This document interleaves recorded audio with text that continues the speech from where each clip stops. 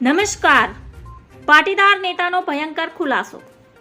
સરકાર અને ભાજપને ગાળો ભાંડનાર આંદોલનકારીઓ ભાજપમાં કેમ જોડાય છે? હાર્દિક પટેલ, અલ્પેશ કથિરિયા, અલ્પેશ ઠાકોર, ચિરાગ વરુણ માલવિયાને ભાજપમાં કેમ જવું પડ્યું? અલ્પેશ કથિરિયા અને ધાર્મિક માલવિયા ભાજપમાં જોડાવા મામલે લાલજી પટેલની પ્રતિક્રિયા સામે આવી છે. લાલજી પટેલે કહ્યું કે બંને કન્વીનર ભાજપમાં જોડાતા સમાજમાં દુઃખની લાગણી છે. સમાજ હવે કોઈ સાચા આંદોલનકારી ઉપર વિશ્વાસ નહીં કરે.